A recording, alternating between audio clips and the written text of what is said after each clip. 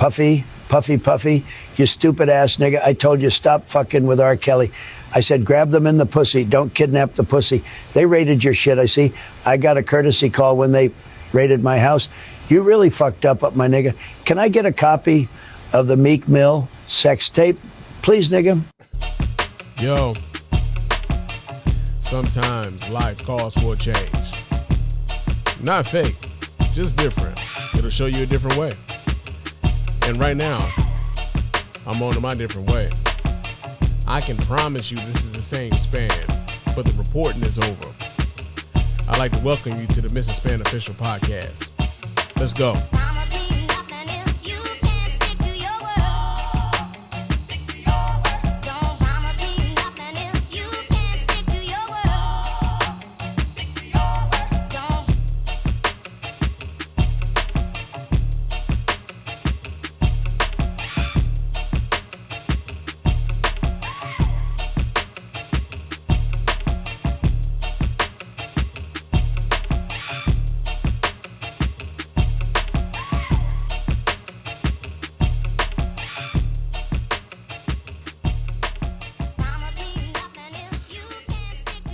Yo, what's going on, everybody? What's going on, y'all? It's the episode number 41 of the Mrs. Spann official podcast. I am your host, Mr. Spann, and it has been a couple weeks since the last time I talked to y'all. And yo, see what had happened was life was starting to do its thing, man. It started, doing its motherfucking thing. And, every now and again, you got to tend to what life is pulling you into doing.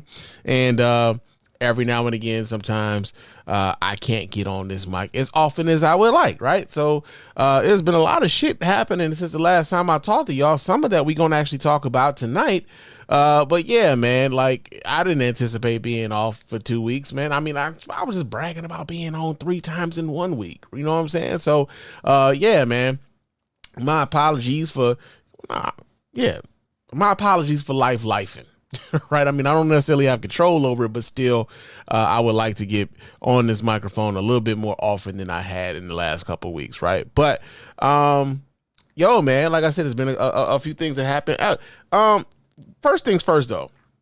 First things first. There's this thing I want to address before I actually just kind of get into the show and everything else. Right.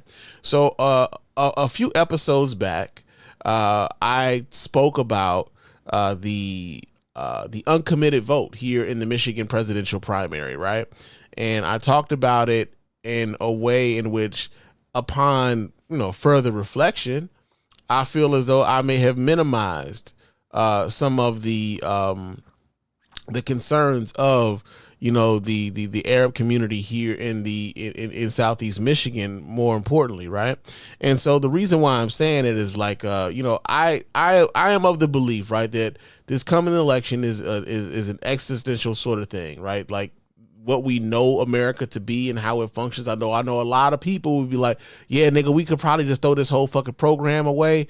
I think that like what could come after that, considering what we had before us, I don't know if people are really ready for that, right? I really don't think that people are ready for that. I think people say that shit a whole lot. I don't know if they're necessarily ready for that, right?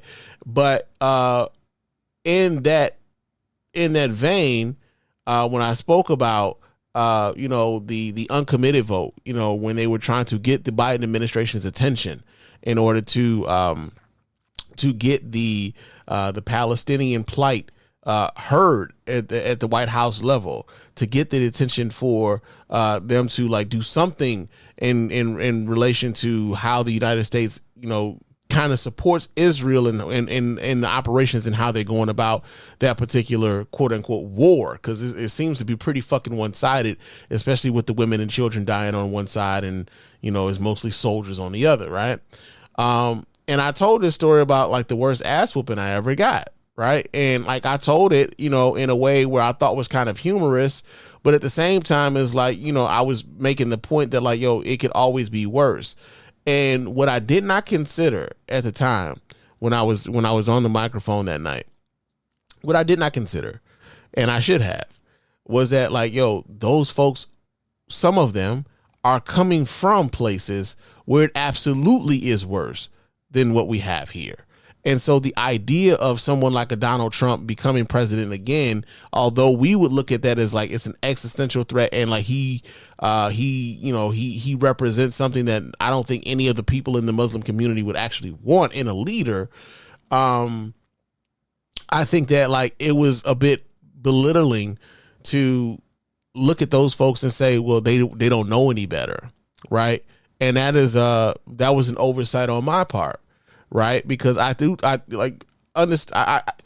come to an understanding in the sense that like some of the places where their family have immigrated from have dealt with much worse than Donald Trump, right? And so that's why the threat of a Donald Trump coming into power doesn't necessarily scare them as much as it would scare someone like me who's never had to deal with anything close to what they probably were coming from. And so, as I said, like when I was telling that story about the worst ass whooping I ever got, and I was telling it, jokingly and stuff like that, I do, upon further reflection, was like, yo, man, I never considered that the reason why, some of these folks would even, be okay with another Trump presidency is because of where they came from and how much worse it was for them. And that's part of the reason why they came here. Now, the counter argument to that would probably be like, yo, you don't want this place to become the place that you just, that you fled from. Right. But, in the way in which I expressed it that night, after I thought about it some time, and I was like, man, that probably wasn't the right motherfucking move. And so for those of you who listened to me that night, I do apologize because I feel like I minimized those folks' experiences, and I don't want to do that when I'm on this microphone, man. I just don't.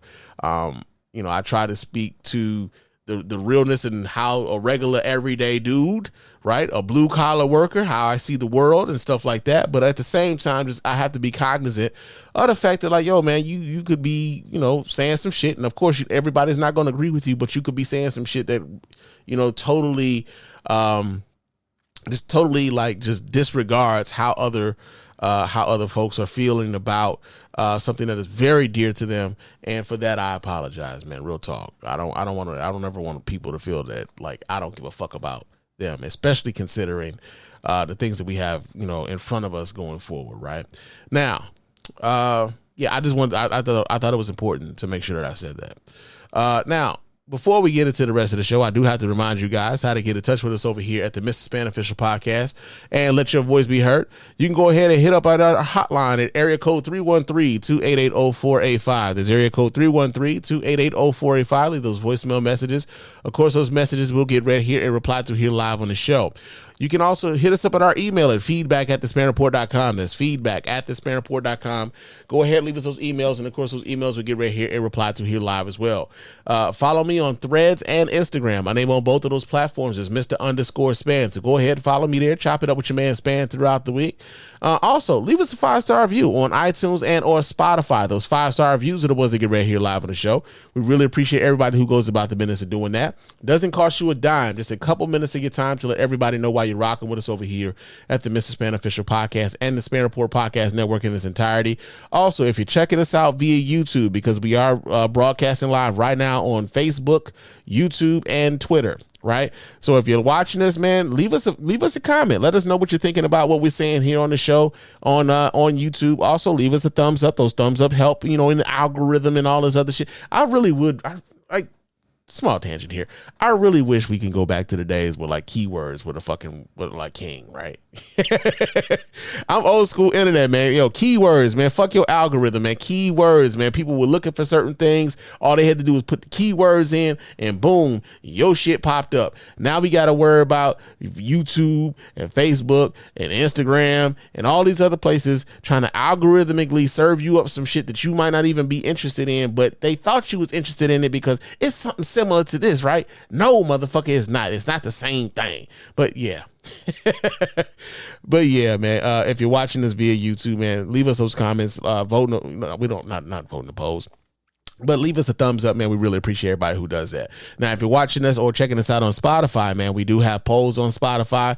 We do have question and answers on Spotify. So, I mean, if you're listening to us via Spotify, man, we would appreciate for those of you to participate in that way as well. And for everything else, man, go to our website, www.thespannreport.com. You can go there and visit our store, man. Copy yourself some merch.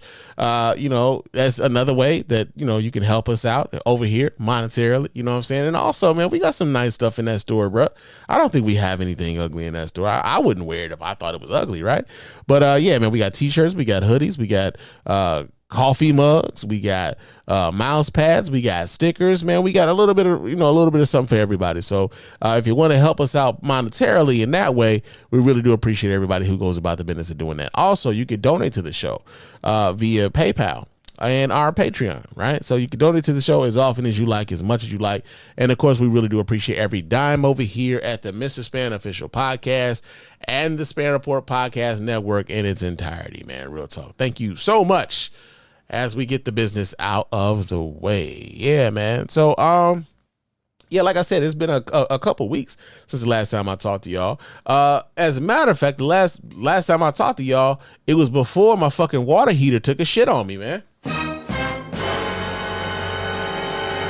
Yeah, man, I was in the shower and let's just say the water got a little bit cold before the water was supposed to get cold. It was like, yo, man, what the hell is this? And so I go downstairs to my basement. And I've got one of the water heaters that it's a self-ignition water heater. So I don't have a standing pilot on it. If I need the hot water, it'll light itself and, boom, hot water and stuff. It's not one of those tankless water heaters, but it's, it'll light itself and shit, right?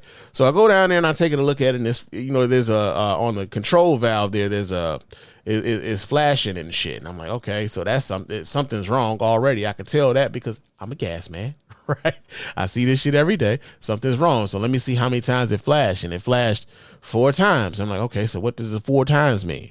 And apparently, my water heater was heating up the water entirely too goddamn hot, man. Like it was so hot that the water heater said, "Fuck it, man." So, yeah, I'm not necessarily. I understand. I work with gas all day long, every day. I will light a water heater. I will, at the very least, if I think something's wrong with it, if it's electric, it's got like any sort of electricity going to it, I will unplug that bitch and I will plug that motherfucker back in and reset it, and boom, everything's cool. But mine wasn't taking that, man. Mine wasn't taking that at all. It was still coming back with that error code 4. So you know what your boy did? I Googled the shit, right? And so after I Googled it, it said, It sent me to down the rabbit hole of home improvement and do it yourself and stuff like that. And I saw a video of this guy who was essentially remedying somebody having a similar issue, but he was taking the entire gas control valve out of the water heater and he was replacing it. And I'm like, well, fuck, man, do you got to replace the whole thing? There's no way you can really just like reset that motherfucker. You know what I'm saying? Because them shits ain't cheap. Right? Those shits ain't cheap. Because I was looking for them after I seen what the problem was. I'm like, all right. And like the cheapest I saw that part for was $253. What the fuck, y'all? God damn! Yeah. God damn! Yeah. God damn! Mm-hmm. What? Fuck! $253 to replace that shit, right? So I'm like, all right. And so I grabbed my what was that, the owner's manual for the water heater, and sure enough, it said I'd have to replace that fucking part. Now, here's the other thing though, right? I'm thinking, okay, cool. I know what the issue is. I got to replace this part, and I could probably watch a YouTube video on how to do this shit, right? So I'm thinking it's gonna be a pretty decent, I could do that. You know what I'm saying? I work with my hands every day, so I'm like, I could do that. That's no problem. What I did not recognize was that the problem was going to be me getting my hands on that fucking replacement part, right? So I don't know why, but I went to Ace Hardware. They didn't have it. I went to Lowe's. They didn't have it. I even stepped foot in the Home Depot, and I don't fuck with Home Depot just on, you know, political purposes and shit. But they didn't have the motherfucking either. And then there was this other. I went to Menards. All right, I checked out Menards. Menards didn't have the part either. And I'm like, God damn, man. So I called one of my homies. I'm like, yo, bro, you in HVAC, you do heating and cooling and shit. Where the fuck do y'all get y'all parts and shit when y'all fixing somebody's water heater or something like that? And he's like, yo, man, you know, we got, we got our own supply shops and stuff like that. And another one of the guys, as a matter of fact, when I was in Lowe's, one of the guys in Lowe's said, yeah, you might want to go to a contractor's warehouse and see if they had that part. And he showed me one, and that wasn't that far away. So then I go to this contractor's, place, warehouse or whatever, where they supposedly have all these parts and stuff. And I'm in there, and the first thing that threw me was like, this motherfucker asked me who I work for. And I'm like, fuck, that got to do with anything, right? And I told him, I said, well, I work for, one of your local utility companies or whatever. And he was like, oh, okay, do you got your badge? Like, why, bro? Like, what are we doing here? I just need a part for my water heater, man. And he was like, yeah, see, the thing is, we only sell to licensed contractors and shit. And I'm like, oh, okay. I didn't know this was that kind of party. I'm thinking I could come in here, I can get this part for my water heater, and then I can go home and I can fix my shit. And he was like, nah, see, I mean, you might be cool with who you work for or whatever, but them's the rules. We can't just we can't sell this stuff to like lay people, like just regular folk. You can't just walk in here and get shit. And I'm like, all right, man, whatever, bro. But he was like, yo, so here's what we're going to do. Before I do this employment verification, I'm going to look this part up to see if we even got it in the warehouse, right? So I'm like, all right, do your thing, bro. And he looks it up. And ironically, this motherfucker don't have a part neither. I'm like, so even the plumbers that come to y'all, if they needed y'all, couldn't get this goddamn part. Like I'm up shit's creek at this point, because I just want hot water at the house. I just want hot water, man. So I came home a little bit defeated. I'm like, man, like, what the fuck? You know what I'm saying? Like, because a cold shower is not the business, man. It is not the business.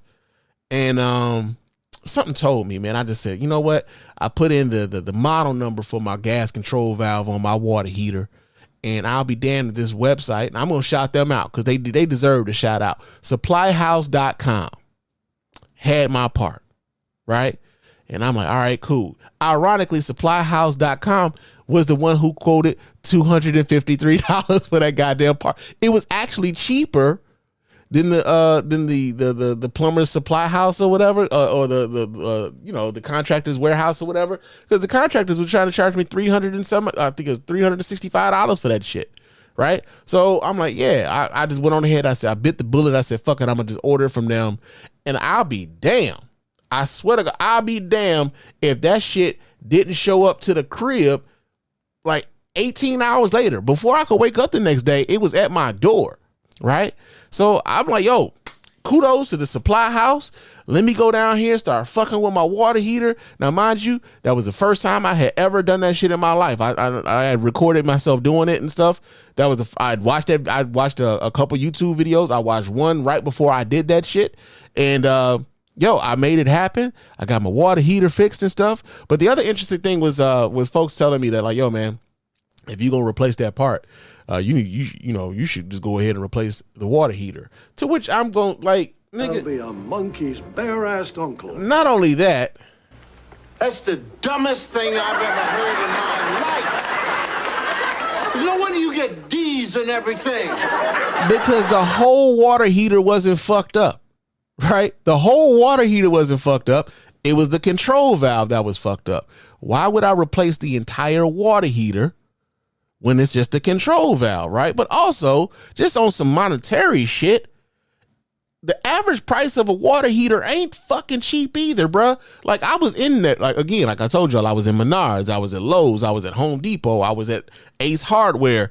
Like nigga, the cheapest fucking water heater, brand new up in that bitch, was about $1,100 motherfucking dollars. And I'm like, hey, $1,100 compared to $235, something like that. Hey, bro, I'm gonna go with the 235, 253, whatever, right? I'm gonna roll that way, you know? So yeah, man, I got hot water. I fixed my shit. You know, the joys of home ownership. You know what I'm saying? I kind of missed the days when, you know, I was in an apartment and like if something went out, I can call maintenance or whatever, and you know, maintenance would have to take care of it. But I actually did feel really good just being able to put my hands on something in my house and like kind of like make it better, right? So yeah, man, that happened since the last time I talked to y'all, man. Now, another thing happened. Another thing happened since the last time I talked to y'all. And that was Candace Owens getting fired from the Daily Wire. God damn. You got to be a stupid motherfucker to get fired on your day off. She got fired on her day off, y'all. She got fired on her day off. Now, I know it's been a while since this happened. This happened like a week ago, maybe a little bit over a week ago or whatever. I wasn't going to even speak on this on the show.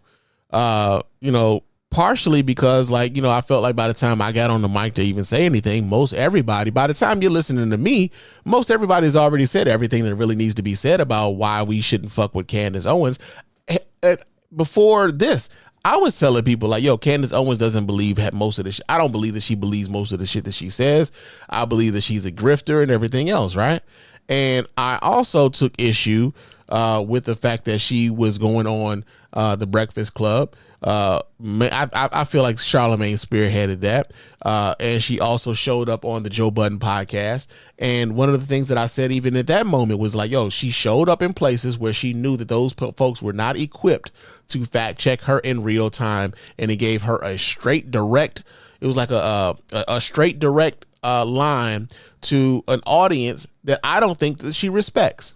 Right. In much the same way that like, you know, and it's not just her. There's people on the left that I don't think respect the audience of, you know, people who listen to the Breakfast Club and stuff like that. I remember when was that Cenk Uygur from the Young Turks showed up on the Breakfast Club saying, you know, all sorts of crazy shit. And I'm like, yeah, he's saying this because he doesn't think that the people who listen to this show are smart enough to pick up on some of the things that he's saying. It's bullshit.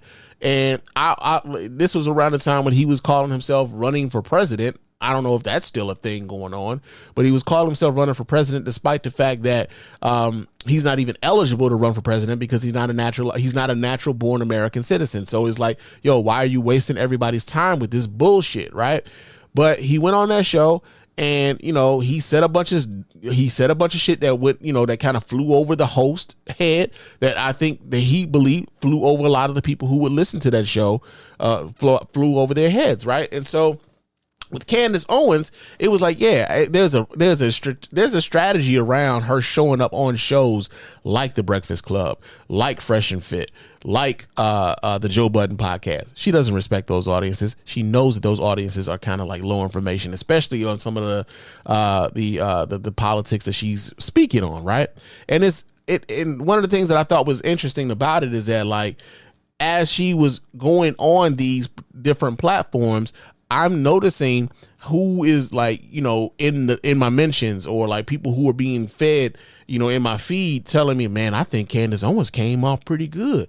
You know, I think Candace Owens, I don't know why people aren't listening to Candace Owens, man. She said a lot of the things that I agree with. And one of the things that I think is interesting about when folks say that, right? Of course, there's like a broken clock is right twice a day sort of thing that goes on. But the other thing that goes on is this, man. Candace Owens, in to some degree, will appeal to some who are really heavy into some respectability politics, right? I'll say like there's a reason why there are certain people within popular culture that she tends to attack, and most of it is about whether or not these folks are or should be deemed respectable. There's a reason why she came at Cardi B, you know, and called Cardi B illiterate. There's a reason why she stays mentioning people like Sexy Red and Sukiana. There's a reason why Ice Spice was a target of hers, right? There's a level of respectability that she can lean into where there's a lot of folks in the black community who like, yeah, you know what? I don't like these images of young black women, man. This some old bullshit, man. You know, they always put our motherfucking worst people up. And it's interesting coming from a certain segment of folk because I'm old enough to remember when we were the ones who were saying that the people like C. Dolores Tucker and the Reverend Calvin Butts were, you know, out of touch with what was going on with the community at that time. And now here we are some 20, 30 years later, and we're those folks now. Right? We're those folks now. We're the ones who are shitting on the popular culture that the kids like. We become those aunts and uncles that we hated when we were growing up. A lot of us have. Right? So Candace Owens can kind of lean into some of that when she goes on these particular platforms. You know, like you have people talk about how Ice Spice and, you know, what was that, Sexy Red and all these young women mostly are industry plants. You know, they put these people in, you know, to make them popular so that, you know, we have this stereotype of young black women and stuff like that. And, you know, I don't know. I kind of wonder, like, when you say stuff like that, like when like at what point is it, you know, them owning who they are sexually? Because it was fine when, you know, men were, you know, kind of promoting these images of these women as long as they were under the thumb of a dude, you know, like before, right? So like when we had Lil' Kim, it was okay because Lil' Kim was under the thumb of someone like a Notorious B.I.G., right? When we had, you know, Nicki Minaj, so to speak, it was okay because Nicki Minaj was probably under the thumb of Lil Wayne or Drake, right? And so now these young women are kind of taking agency for themselves and they're expressing themselves sexually in the music, and they don't necessarily have that male cosign. And suddenly now we're so worried about the image of the black woman and how they're portrayed. Not to say that I'm agreeing with everything that they're doing, because I don't. But I think sometimes, you know, our arguments, you know, we kind of pick and choose when we decide we're going to have those arguments, right? So Candace Owens leans into it like lately, like when it comes to the conservatism and stuff like that. She leans into that. And like I said, I wasn't going to even talk about this because I thought this was going to be a dead thing by the time I got on this microphone. I really did. Until I saw this, right? So let me pull this up so you guys can see this here as well. I'm going to pull this up here. Oh, that's not it. There we go. All right. So this was posted on Candace Owens's Instagram. I want to say yesterday, if not yesterday, then earlier today. And in it, she says, the most brutal smears I ever faced was the media's attempt to convince black people, my own community, that I hated them. Excuse me. Finally, Black America is recognizing they were intentionally misled. That is thanks in large part to the Breakfast Club interview and Joe Budden. I'm going to read that last part again. That is thanks in large part to the Breakfast Club interview and Joe Budden. And I got to say, man, it's one of those things where I feel like I called that out from the very motherfucking beginning. Like, I feel like that was the thing that I was like, yo, that's exactly what the fuck she's doing. She's going through this whole, there's a reason why she was picking these particular outlets and Fresh and Fit, right? You know, the male misfits who listen to those goofy motherfuckers. So I felt like it was already like there's a strategic thing. Like, and I know like someone like Roland Martin, he did like a 50-minute fucking breakdown of like over the course of the years, some of the abhorrent things that Candace Owens had said and stuff like that. And, you know, shit. But, you know, from jump, when I saw what she said here, first thing I thought was old boy in Black Panther, man. We will not have it. I said we will not have it, oh. We're not gonna have it, man. And it's just weird, man, like kind of watching, unfortunately, a lot of dudes, because I'm seeing it from a lot of brothers, man. A lot of dudes who look like me, who are, you know, in much the same way that some of these niggas were like really trying to pick up and like do the heavy lifting for like what's her name? Rachel Dolezal some years ago. When Rachel Dolezal got caught catfishing black people, it was a whole bunch of niggas like, well, I don't know, man. She doing more shit for us than a lot of black people doing, man. I don't know how y'all gonna be mad at this woman for going out here and doing stuff on our behalf. That's some bullshit. Y'all don't even know why y'all even mad at that woman. It's like, nah, nigga, we know why we mad at her. And even if we do express why we mad at her, you gonna come up with another excuse as to why we shouldn't be mad at her for the shit that she was doing. And there's a lot of niggas who are out here gaslighting black people about why they should be mad at Candace Owens all of a sudden. Like, we forgot that Candace Owens was walking around here with a White Lives Matter t-shirt on, along with Kanye West coon ass. Like, we forgot that Candace Owens was saying that George Floyd died not because of the knee that was on his neck, but because he was on drugs and he died of a drug overdose. That we forgot that that when Ahmaud Arbery was killed, that she tried to blame Ahmaud Arbery's killing on himself, and said that he was breaking into new construction in the area, and that's why those three men went up, hunted him down and killed him. Right? That, Juneteenth is ghetto and made up. I mean, like, we can go down the line. The lady has said some abhorrent shit over the course of the last few years. I saw someone at one point, what was it? I can remember there was an appearance that she made on Fox News where she said she never dealt with racism. Racism has never been a problem in her life, as if we didn't know that she had the NAACP behind her when she sued her school district for racial discrimination against herself.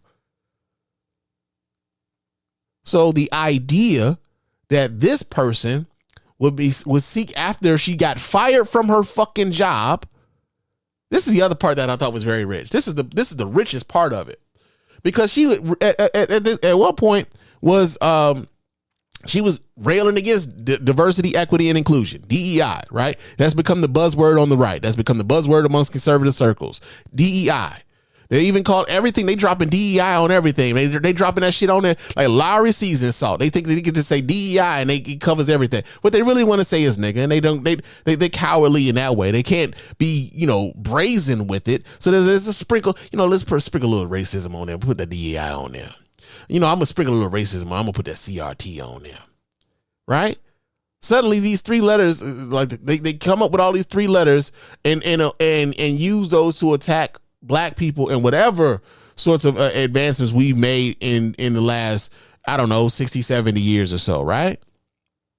But just recently she was in she was going against, what was that? She was railing against DEI, and she came to the defense of one of her ex-colleagues, is Charlie Kirk, who was the president, I believe, or whatever the fuck his role is at Turning Point USA, which is a conservative outfit that tends to target younger folks in colleges, right? And Charlie Kirk was coming under fire because Charlie Kirk said if he went on a plane and saw that there was a black pilot, he would feel a little less safe with the black pilot. So here was Candace Owens taking up for one Charlie Kirk. Let me pull this up so you guys can watch right along with me here. Let me take that down and let me pull this up so you guys can watch right along with me here. And let me do this here. All right. Let's see what Candace Owens had to say about Charlie Kirk. And, as you can see, this is how she's looking at it, right? He's right. This is what she said at that time. He's right.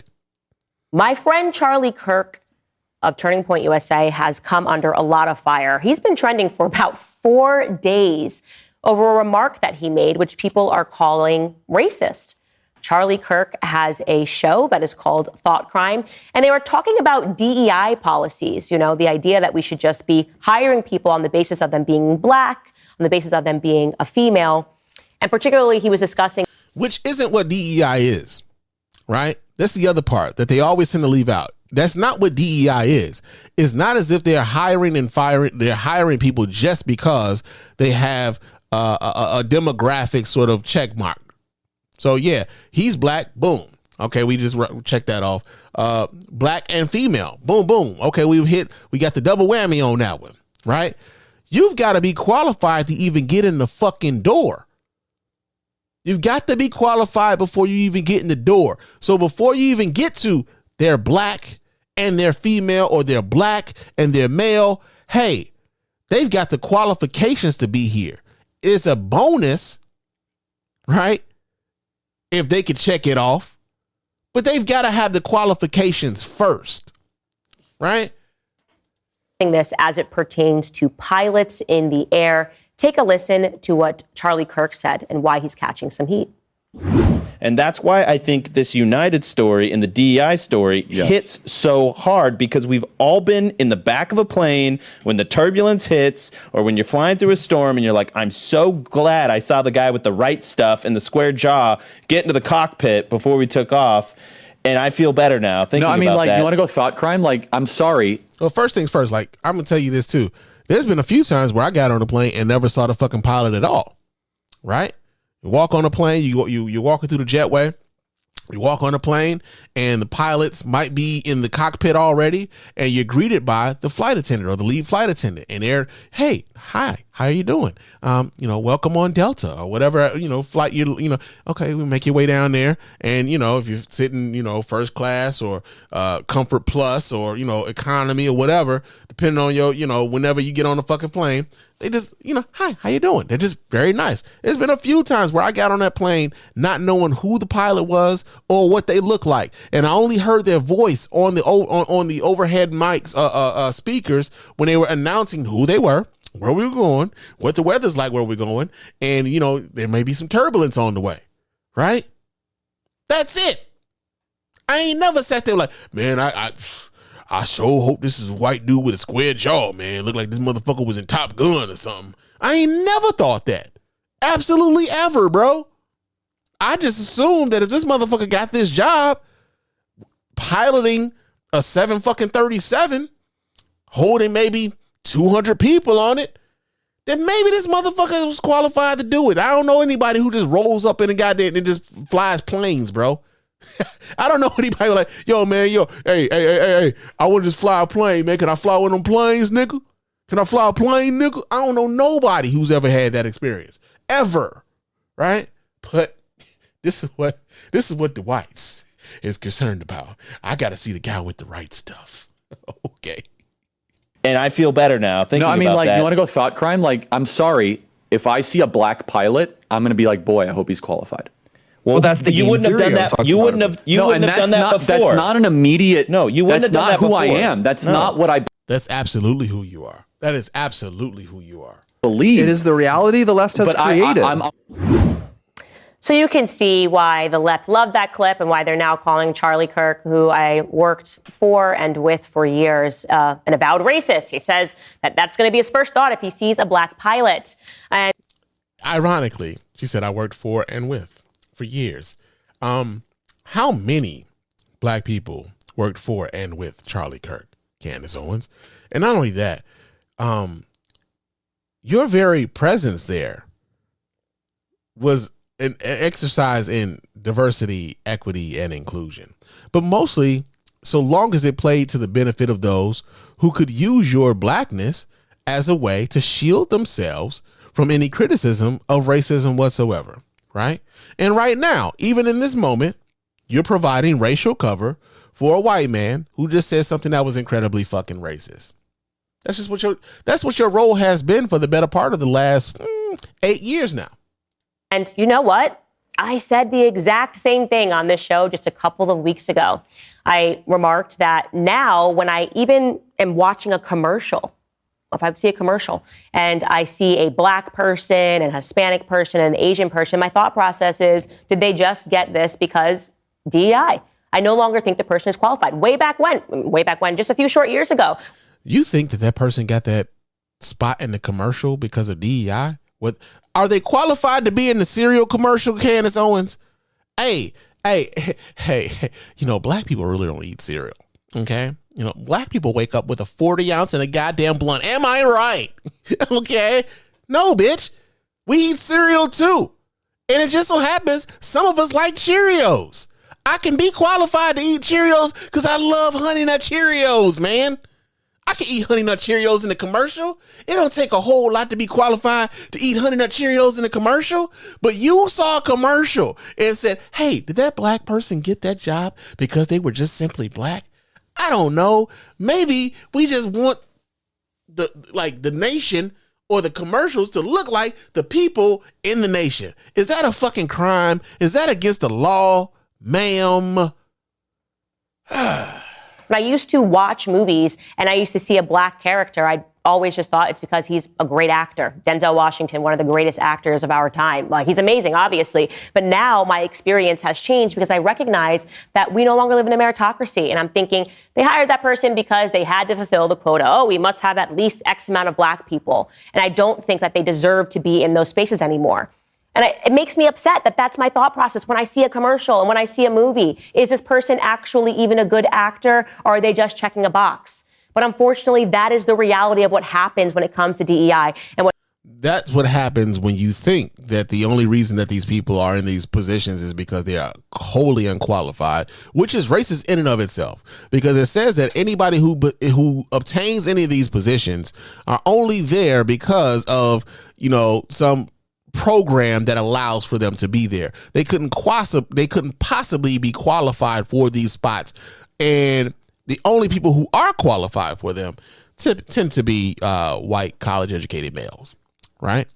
Those are the only ones that we can actually look at them and say, hey, that guy should be there, right?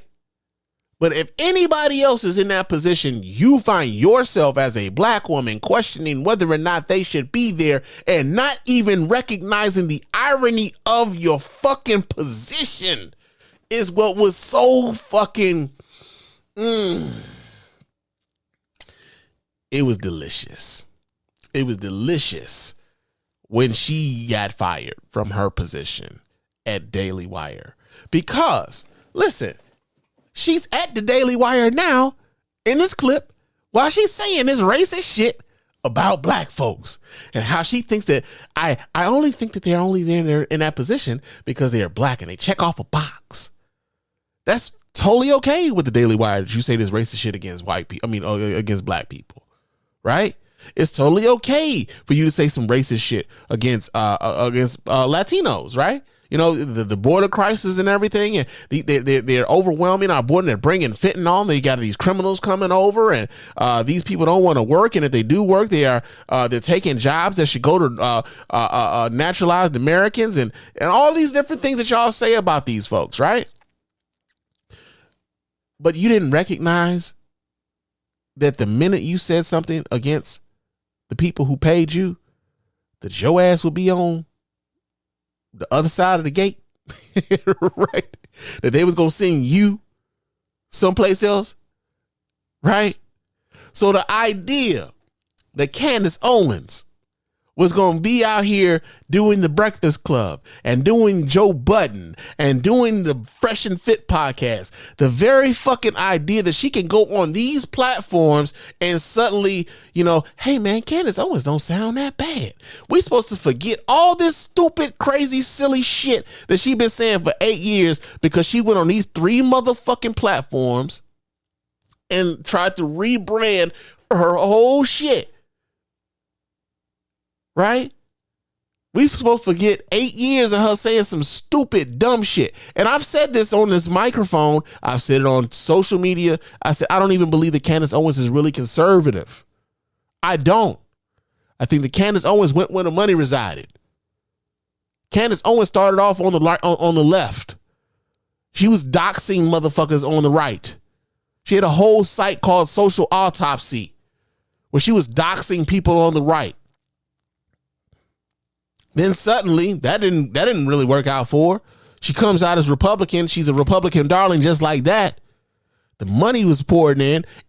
The money poured in so good, Candace Owens started looking decent, y'all. Have y'all noticed that Candace Owens' hair hasn't been as fried lately? Her edges have been kind of gelled down a little bit. She's even got somebody working on her makeup a little bit. Candace Owens don't look as busted as she used to before, like, you know, the conservatives, you know, because conservatives, man, I don't know what it is about y'all in the hair and whatever else, man, but y'all be out here looking bold, man. I say this is a motherfucker who is follically challenged. I ain't even got no fucking hair on my head. But y'all can't be out here. I mean, like, she looks decent. Even here, like, she looks decent. But when she first came out as a conservative, bruh,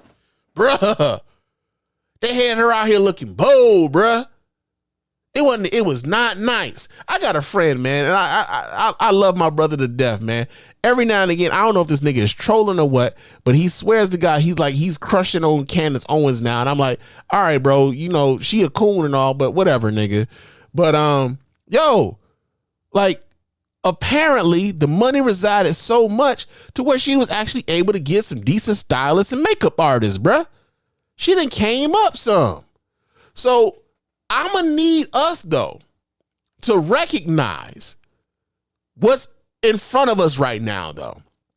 What's in front of us right now is someone who had, to some degree, ingratiated themselves amongst white folks who don't like us, amongst a party who seeks to disenfranchise us, who seeks to further marginalize us. She saw herself as someone opposite and other from this very community that she's now trying to fucking claim. Fuck you, bitch. Fuck you. Fuck you and everybody who's riding with you, including those ashy niggas in my mentions, especially, like, as much as I like Threads, right? You know, let me pull this fucking video down. As much as I like Threads, I did find myself going back and forth with a couple, like, you know, niggas who would totally gaslight you on some, you know, well, Candace Owens clarified that she didn't go to the NAACP. The NAACP used her story to try to, you know, amplify themselves. Like, nigga, who the fuck is Candace Owens? Where the NAACP needs her to amplify them. Nigga, the NAACP has been a thing long before Candace Owens was even a twinkle in her daddy's eye. Who the fuck is she where the NAACP needs her to amplify the NAACP? Make that shit make sense. Right? But the other thing, though, and this is like for the motherfuckers like Charlemagne, and the motherfuckers like Joe Budden. I know Joe Budden saw this as nothing more than like an opportunity to make money, right? I believe that he put like his particular interview with Candace Owens behind the paywall. I don't even listen to the regular Joe Budden podcast, so I for damn sure wasn't going to pay to watch that shit. Now, Charlemagne knew from the very beginning on the Breakfast Club that people were not going to like the fact that Candace Owens was showing up on the Breakfast Club. He opened that interview up with, they ain't going to like this one. But he also knew that people were going to hate watch that particular interview. I have yet to watch that interview either. I've seen clips where, you know, they asked her some shit about, what was that? How to respond to God is good. And every self-respecting black person already knows how to say that all the time, right? Or they had her recite the lyrics to the Fresh Prince of Bel-Air. I mean, there are white people who can recite the lyrics to the Fresh Prince of Bel-Air. That's not challenging. But the idea of having her on and not challenging her on a lot of the bullshit that she was saying was problematic.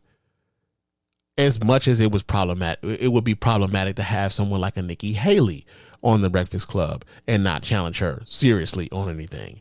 As much as it would be problematic to have someone like Cenk Uygur on there and not necessarily be able to, you know, in real time fact check some of the bullshit that was coming out of his mouth, right?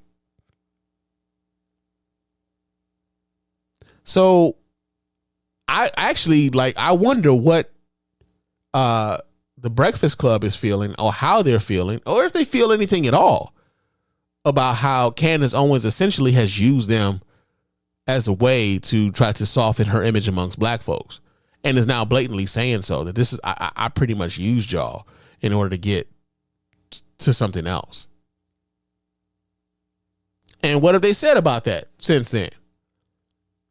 What have they said about that?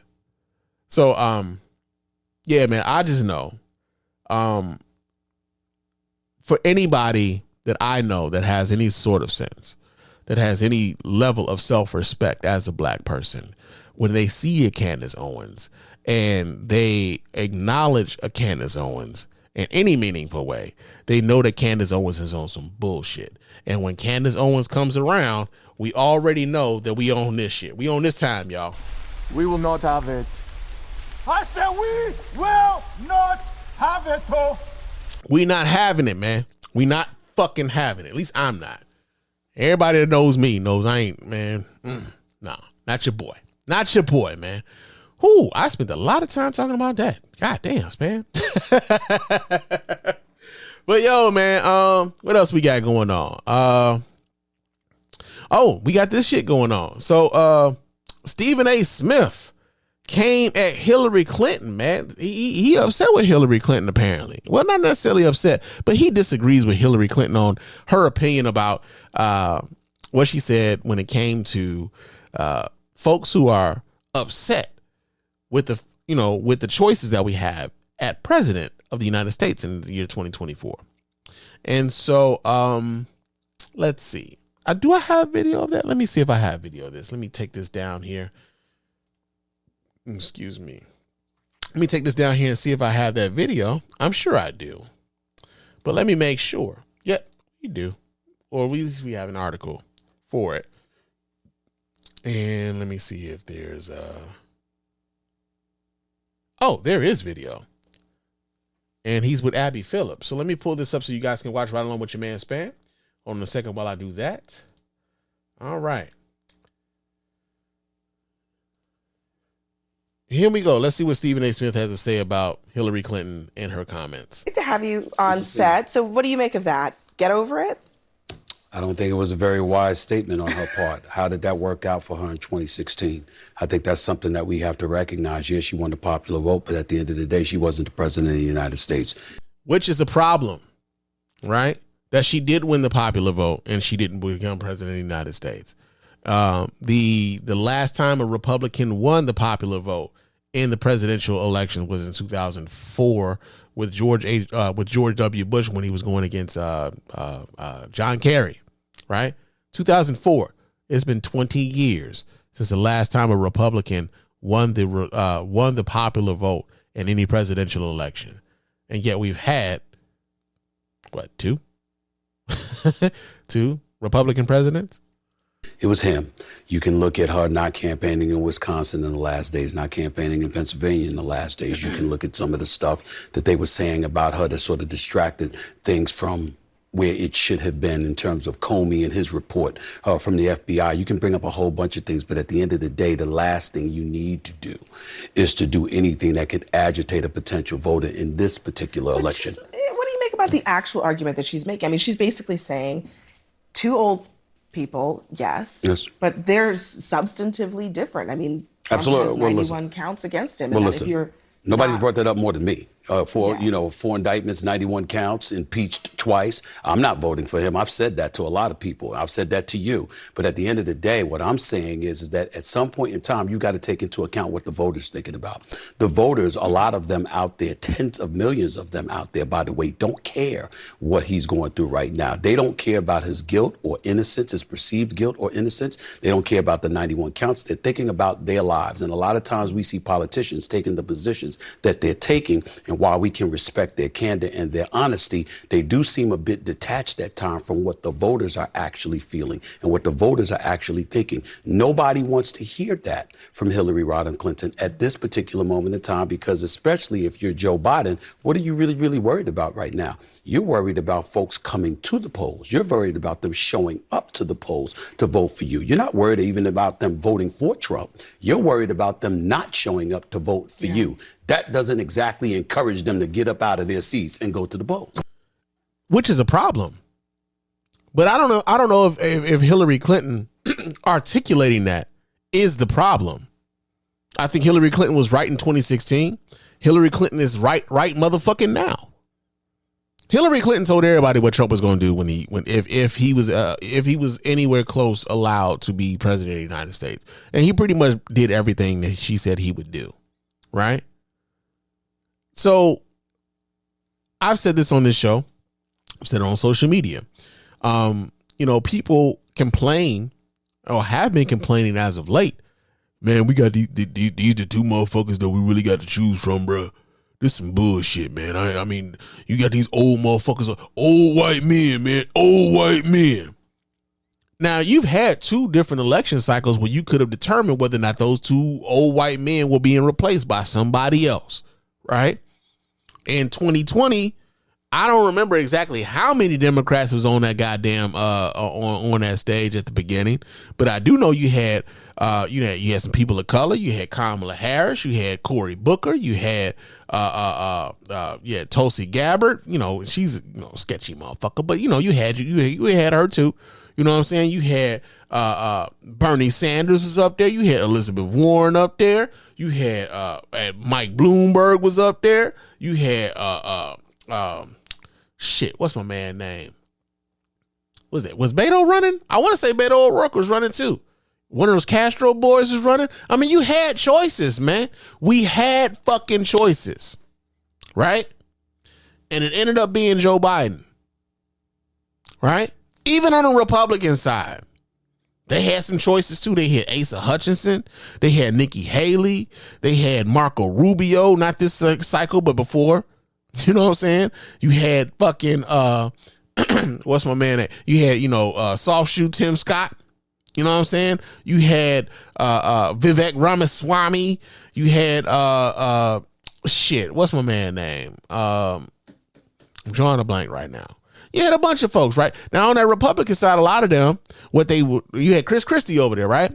Now, on the Republican side, what a lot of them motherfuckers was thinking is like, yo, man, I don't want to alienate these Trump voters because, I want them to vote for me if anything happened to him, right? They were trying to play it safe. They were trying to split the motherfucking needle. They was on some like, yeah, I ain't gonna really come at him too hard because, his people is pretty fucking strong on his side. But if something happened to him, they could fall to me if I end up in the spot, right? Wrong. They wasn't coming your way, right? So when Hillary Clinton says, yo, get over yourself, it's like, yo, these are the choices that we fucking have. You got this guy who, yeah, he's old, but he's also got shit done as far as infrastructure. He's forgiven student loans, he's forgiven more student loans than any president in the history of this nation. He's the CHIPS Act, like replacing water fucking especially here in Michigan, we had the Flint water crisis, man. They're replacing water pipes all up and through that motherfucking city, right? So when you got that, and then you got this dude who doesn't necessarily talk about what he's gonna do for nobody but his fucking self. But himself. And let's also keep this a buck. This dude is indicted 88 times. I think four charges, 87 times. I think 4 charges got dropped or some shit. But in none of these fucking cases that Donald Trump is going through, nobody in their right mind who's actually paying attention doesn't believe that Donald Trump didn't do the shit that he's been accused of doing. Right? Most everybody was like, well, he probably did that shit. He goes out in front of us and says he did the shit. He actually openly admits to some of the shit he's been accused of doing. And thinks that like, well, I was president, so I was cool. You know what I'm saying? Like, I got to get the presidential immunity, baby. If you can't have nobody, if I can't get the immunity, man, can't nobody do this job, man, without committing crimes, man. I'm out here committing the crimes because I'm trying to do this for you. He hustling these motherfuckers, man. Donald Trump looks at his voters the same way the Democrats look at his voters. Like fucking rubes. Like rubes. He don't think they smart either. Right? But he's got them in the bag. So Hillary Clinton only said the fucking truth. I'm sick and tired, really, of people saying, man, you just agitating these people, man. You want them to come out and vote for you, and she shouldn't have said that because she lost it. She lost. No, man, more people voted for her. More people voted for her. I had a back and forth with somebody on Threads a couple days ago where they were talking about how the white working class voter in the Midwest is what determines elections. I highly disagree. I disagree. I think that although that is a sizable voting block. I wouldn't necessarily say that was the determining factor. One of the things that I think people don't necessarily remember or recognize is the fact that there was a little Supreme Court case called Shelby versus Holder, where they pretty much gutted part of the Voting Rights Act, where states who had previous records of voter discrimination or voter suppression, what they did was they gutted the part where those states would have to get pre-clearance from the Justice Department before they could change any voting laws in their states. And the Supreme Court said, "No, I think we're past that point. We don't need that anymore. You know, I mean, look, we've got a black president. We've got a black attorney general. I mean, what the fuck, man? We don't need that shit anymore, right? Am I right, man?" And what did those states do as soon as that shit came down? They started going after the fucking access to the ballot. Over 16 million voters were purged from voter rolls after Shelby v. Holder. The very first election that was held, the very first POTUS election that was held in 2016 was after Shelby v. Holder. That was the very first one. Right? Black people, minorities, inner city folk were having their access to the ballots challenged at every turn. And they've been using this particular tactic ever since. And the reason why I say that the white working class voter in the Midwest didn't necessarily become the determining factor in the election is this right here. Those very same people voted for Donald Trump again in 2020, and he fucking lost by even a larger margin in the popular vote. Now, much of that is attributed to the fact that many more people had access to absentee balloting, access to the poll, because of the pandemic. It took a fucking pandemic for people to actually have access to their franchise. And Republicans have, by and large, systematically attacked your access to the ballot because, again, they don't want most people having access to the ballot. They understand that they don't have the popular stance on many issues. They're sweating this 2024 election, especially in states where they're bringing up ballot initiatives to have abortion enshrined in the constitutions of those states. Because guess what? That could lead to more voter turnout on behalf of the Democrats because, of course, like right at this moment, Democrats are the only ones who are saying, "Hey, man, we believe that women should have the right to make choices for their own bodies. We should get out of the way of that. We should let a woman and her doctor and her family determine what happens between her and that baby or that fetus or however you want to describe it. We should get out of the way of that." Meanwhile, Republicans out here talking about freedom. We are part of freedom from fucking tyranny. And it's just freedom for a few, man. Freedom for a few. So yeah, man. Yeah, like Stephen A. coming at Hillary Clinton for just like, I believe Hillary Clinton was stating the fucking obvious. A lot of y'all need to kind of get over the shit. Y'all like, and I feel like this. I feel like after 2016, many motherfuckers still haven't learned their lessons.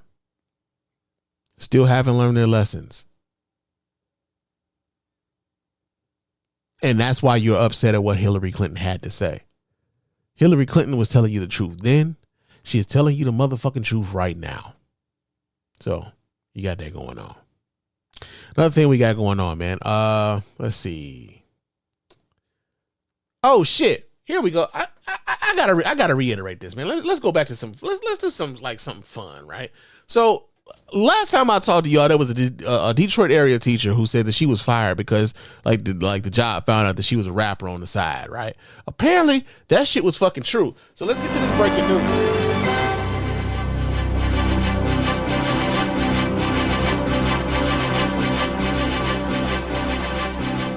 Yeah, man. So I remember when I talked to y'all before, man, this was something that I saw percolating on social media. I didn't see anybody like anywhere reputable talking about this.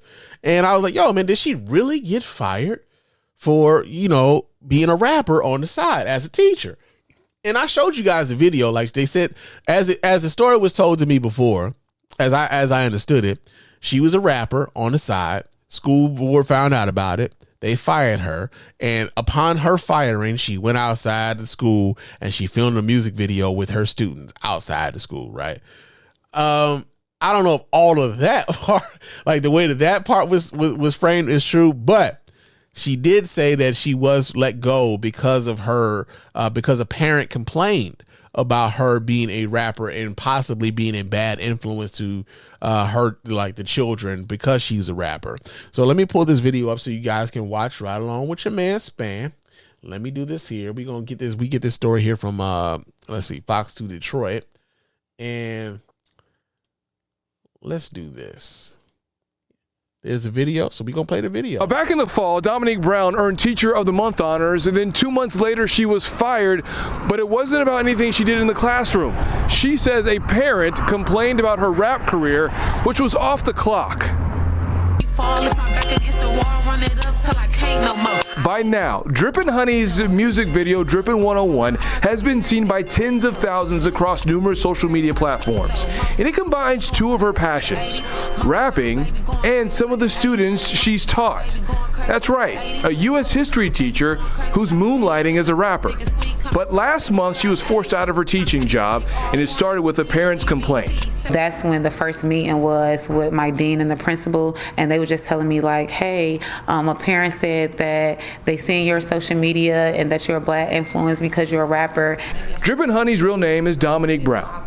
She says that the parent continued to complain even though the educator was named Teacher of the Month. Despite asking for a complaint in writing, Dominique says she never received it. And Dominique believes that she was discriminated against. I was like, hey, well, can we tell that parent to come in and see professionalism, see me in the classroom, see me after school, see me at all the games, see me dropping kids off every day, buying food, doing all these things. Can they come see me in my element before they try to say I'm unprofessional in it? Was there at any point anything that was brought up that said your rap career may have, the lyrics that you use may have been a bad influence on some of the students that you had? Well, the parents would just stay anonymous, and she didn't really give too much detail on what she did or didn't like, and the school didn't give me too much detail either. Music is part of the culture. We from Motown. This is what we do. So it's not like it's unheard of.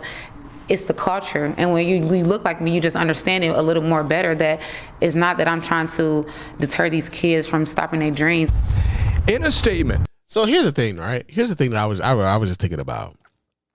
Like, I'm of a time where I remember something as simple as seeing my teacher in any capacity outside of school was mind-blowing to me, right? Like, if you saw your teacher at the grocery store, you're like, oh my God, Miss Smith, what you doing here? You be buying groceries too? Right? You was shocked that your teacher had a fucking life outside of teaching your ass, right? And to some, in some small part, I feel as though they're like, some of these parents, because we're the parents now, I feel as though some of these parents are the same parents who was like, oh my God, Mr. Jerome, what you doing out here at the gym? You ain't supposed to be at the gym. You're supposed to be putting together lesson plans, Mr. Jones, Mr. Jerome Jones. You're supposed to be putting together lesson plans. You ain't supposed to be at the gym. What you doing out here? Right? I don't know where the fuck that voice came from. The fuck are you doing, man? But no, man, I'm serious. Like, I think that like there's an element of that attached to like people being surprised that these teachers are having lives outside of the job of being a teacher. But also, let's keep it a buck, man. Being a teacher doesn't really pay as well as it should, considering the fact that these people are molding the minds of our youth. Right? We don't pay teachers enough. So the fact that some of these teachers are out here doing something other than like teaching, we should actually be a little bit more understanding of that. when I talked about this particular story before, I talked a little bit about the music because I saw the music video, and I said, it wasn't a diss. It was like, it sounds a lot like a lot of the stuff that's coming out of Detroit right now, as far as the music is concerned. But one of the things that I noticed, like, especially the looks on those kids' faces, was like, she's probably connecting with those kids in a way that a lot of other educators probably couldn't, because those kids feel like she understands them. Right. And it's kind of a disservice to those kids to take someone who possibly understands them out of the classroom and out of their influence because you don't particularly like the music that she does outside of the classroom, away from the school, which is totally her life. And she's, eligible to have outside of that. But I don't know if I don't know many people who would allow for that level of scrutiny for what they do outside of, their workplace. Then we hold these teachers and stuff, right? So like, this isn't even like on some OnlyFans stuff. Like, my man Rod over at the Black Guy Who Tips talks about how he believes that like a lot of these OnlyFans teachers who are getting fired supposedly for for their OnlyFans being discovered are like, he thinks they're putting out like their own stories out. Like, oh my God, because it might bring publicity towards their OnlyFans, because they're making so much money on the OnlyFans. This isn't even OnlyFans, man. She's rapping. She's involved in the music. I had a rapper teacher, man. Shout out to Mr. Gladney, bro. I had a rapper teacher. This was when I was at Olive Harvey Middle College in Chicago. He was like not that much older than us. He was probably in his like mid to late 20s when he was teaching us English in high school. He was a rapper, but he also had us in there reading motherfucking the autobiography of Assata Shakur. And I learned a lot from Mr. Gladney. I'm friends with Mr. Gladney to this day. I see Mr. G on fucking Facebook and I'm like, oh, what up, though? You know what I'm saying? So like, yeah, I think there's something to be said about these teachers being able to connect with these kids in a level where these kids feel like they're understood, but also some of these parents are also holding on to this idea of, oh my God, I can't believe you have a life outside of teaching these goddamn kids, man. Real talk. Let me let this video finish out though. A spokesperson for Taylor Preparatory High School, which is a charter school, said they're aware of Brown's allegations, but student and employee privacy rights limit what they can say. The statement went on to say, quote, student well-being remains at the forefront of everything we do, and we will continue fostering a distraction-free teaching and learning environment focused on student success. If I was a horrible teacher, y'all would have dropped me the day it was a problem. Did you ever feel that they were transparent enough for you? Absolutely not. If there ever was an opportunity and Taylor said, hey, look, we want you back, would you consider it? No, I just want this to be an example for them to do better. Dominique says that she's in the process of trying to seek out an attorney and take some legal action. In Taylor, I'm Brandon Hudson, Fox 2 News. All right, Brandon Taylor. All right. But yeah, man, that's what's going on, man. I feel like, man, it might just be one parent in particular, apparently. Excuse me. But one parent in particular who is really just taking things too far, man. Real talk. Let that lady teach, man. And the kids seem to enjoy her.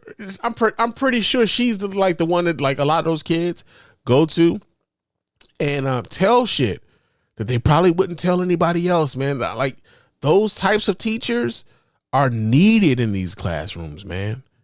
Because sometimes your kids can't come to you to tell you shit. They can't, right? And that's a conversation that I don't think many people are really like ready for. We always talk about the conversations that we ain't ready for, and oftentimes we frame those conversations around celebrity and shit. We might touch on that a little bit later, but yeah, man, like yeah, she should get her job back. I know she's probably not interested in it, but she should probably get back into the teaching thing. I think that would be dope for her. Real talk. Another thing that kind of happened. What we got going on? Oh yeah, Caitlyn Jenner. Caitlyn Jenner. Now I saw this initially about Tyrese Gibson, and I saw it on Instagram. So it was the shade room. So I don't really take a whole lot of stock into that. But Caitlyn Jenner is mad at the Biden administration because the Biden administration had the temerity and the unmitigated gall to acknowledge Trans Visibility Day on Easter Sunday. That's the dumbest thing I've ever heard in my life. There's no wonder you get D's and everything. Yeah, man. So what we're going to do is I'm going to do something here. I'm going to read from this article from Fox News because I want to like kind of see how Fox News is framing how this particular thing happened, right? So on Fox News, it says Biden says he didn't do that when asked about Easter being Trans Visibility Day despite proclamation. So already they're trying to frame this story from the headline. They're trying to frame this story as though Biden created Trans Visibility Day from the headline, right? Despite, because they say it is like despite the proclamation. So we're going to read this article. It says that President Biden said Monday that he didn't do that when asked about his official White House proclamation declaring March 31st, the same day as Easter this year, as Transgender Day of Visibility. In an exchange with reporters at the annual White House Easter egg roll, Biden declined responsibility for the proclamation when asked about House Speaker Mike Johnson's criticism of the action. Over the weekend, Johnson wrote on a post on X, formerly Twitter, that the White House betrayed the central tenet of Easter, adding that the proclamation was outrageous and abhorrent. He's thoroughly uninformed, Biden remarked when he was asked about Johnson's comments. I didn't do that. In a statement to Fox News Digital, a spokesperson for the White House downplayed the president's comments, noting that he didn't choose March 31st for the date as the date for Transgender Day of Visibility. Since 2021, when Biden took office, the White House has issued the same proclamation on March 31st every fucking year.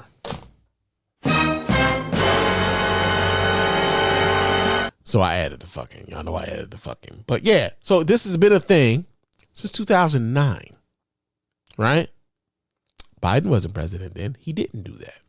At the time, Barack Obama was president of the United States. So maybe y'all can blame Barack Obama for this one, right? Not that there's any blame to go about, right? But also 2009, damn, we coming up on damn near 20 years of Trans Day of Visibility being a thing, and this being the very first time it actually came on Easter Sunday, because Easter Sunday is the day that doesn't have the same date every year, right? Easter doesn't have the same day. Every now and again, when I'm filling out my paperwork at the job, and like, oh, so like for vacation time, like, you know, you get like, hey, so when is Easter again? Because I gotta, okay, so all right, I'm gonna take that Thursday before Good Friday off, and then I'm gonna take that Monday after Easter Sunday off. All right, so but when do I get to do that so I can get that 5 day? I can use 2 days and get 5 days off of work, right? When can I do that? Because it changes every year, right? But that's how Fox News tried to frame it, right? But Caitlyn Jenner took it further. And we're going to get this story here. We get this out of the New York Post, which is also kind of a conservative, outfit. It said Caitlyn Jenner bashed Joe Biden for issuing a proclamation on the Transgender Day of Visibility when it coincided with Easter this year. The transgender celebrity accused the president of conflating the Christian holiday with the long-standing day of support for transgender individuals, which Jenner herself has previously celebrated. I am absolutely disgusted that Joe Biden has declared the most holy of holy days, a self-proclaimed devout Catholic, as Transgender Day of Visibility. The only thing you should be declaring on this day is he is risen. The Olympic gold medalist 74 wrote on X. Jenner, a staunch conservative who came out as a transgender woman in 2015, quickly gained backlash for her commentary online, with many noting that the holiday, intended to show support for the transgender community, has been held on March 31st every year since 2009. Well, seeing as how this has been going on for 9 years and Easter changes every year, you're a reactionary trying to get any support from grifting, one user wrote. Critics also noted that Jenner previously posted images of herself celebrating Transgender Day of Visibility, including in 2017. This you?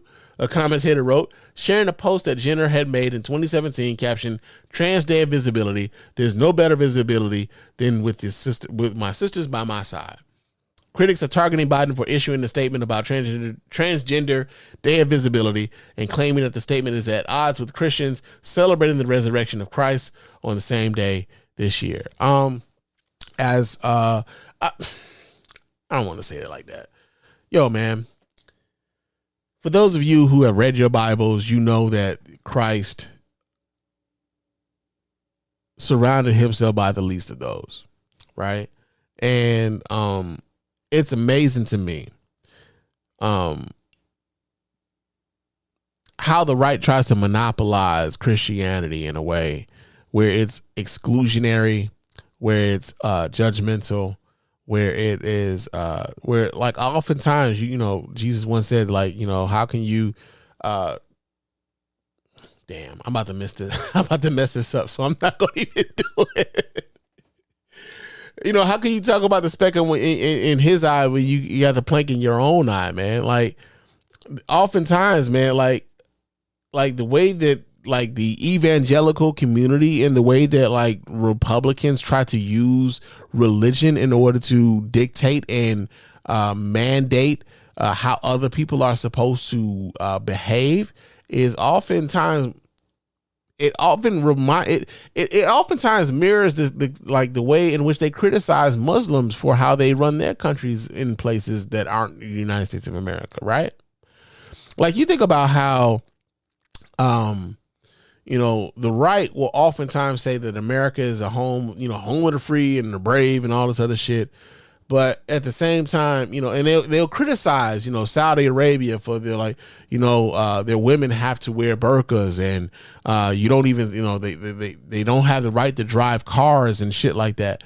But if they had their way here in America, man, there's a lot of evangelical people on the right who would absolutely operate in the exact same way of those people over in Saudi Arabia that they criticize right now.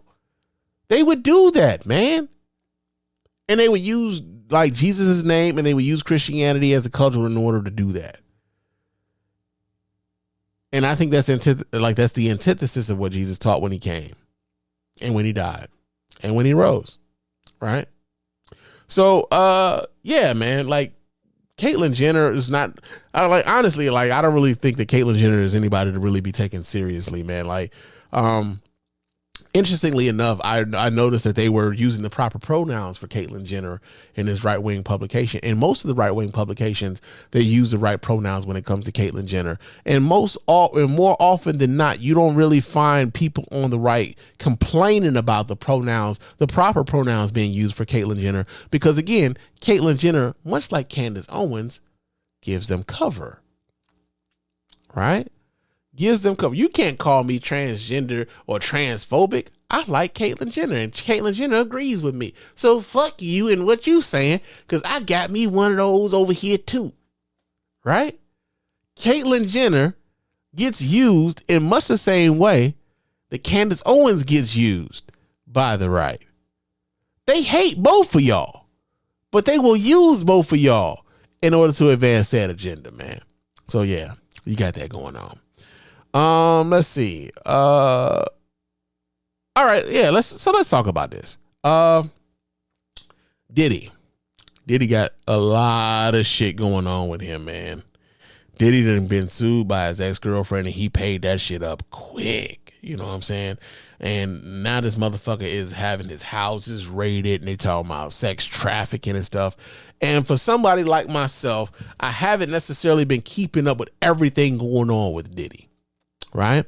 So I pulled this story up. This is from The Independent, because they were like, yo, the headline said, "What are the allegations made against Sean Diddy Combs?" And I was like, yeah, what are the allegations? Because I'm not familiar with all of them, man. Like I said, a lot of shit be going on in my life, man. I can't really keep up with all these celebrities and all the bullshit they got going on. But let's see what they're talking about here in The Independent. So I'm going to read a little bit from this story. It says, Sean Diddy Combs, a rapper and music mogul credited with helping launch the careers of some of the biggest stars in recent years, is now facing multiple civil lawsuits accusing him of sex trafficking, sexual abuse, and rape. Combs, formerly known as Puff Daddy, P. Diddy, and a host of other names, has undergone a myriad of reinventions since the start of his career, but has since entered a new and unwelcome era. Federal agents with U.S. Homeland Security raided two of the rapper's houses in Los Angeles and Miami on March 25th as he faces a string of varying accusations. Combs, 54, has strongly denied all of the allegations against him. His attorneys have branded the lawsuits and their accusations as money grabs, baseless, and sickening. The entertainer has not been formally charged or accused by federal prosecutors of any crime. Right? At this moment, he has not been accused by federal prosecutors of any crime. It says the new lawsuits come months after Combs' former partner, Cassandra Cassie Ventura, filed a lawsuit against him in November. She accused him of raping her in 2018, beating her, demanding she carry a firearm to make her uncomfortable and demonstrate how dangerous he is, and forcing her into unwanted sexual encounters with male sex workers. Ms. Ventura's lawsuit against Combs was settled a day after she filed it for an undisclosed amount of money. The slew of allegations and lawsuits against Combs date as far back as the 1990s when he founded his own record label, Bad Boy Records. Lawsuits against the rapper began in November 16, 2023, when he was sued by singer and dancer Cassie, his former partner, who alleged years of abuse. Now, I'm aware that Cassie had, sued him for sexual abuse and whatnot, and she got a settlement out of that. Like, he paid that shit up really, really, really quickly, right? Some of the I've heard other stories. I believe Touré just came out recently and talked about he had a family member who he had recommended to be an intern for Diddy, who suddenly was fired from said internship because they refused to spend the night with Diddy. And some folks who, some folks get caught up on the fact that it was a male, and there's this whole idea of, people getting caught up on the fact that this is, some homosexual stuff, as opposed to the fact that this is somebody who is using their position as a higher up to exert influence and, just exert their influence and try to use that influence in a way to abuse someone who has, who's in a lesser position of power, right? So I hear, it's weird listening to you niggas who just get caught up on the idea of, oh man, Diddy gay, it's weird listening to you niggas with that shit, right? But also,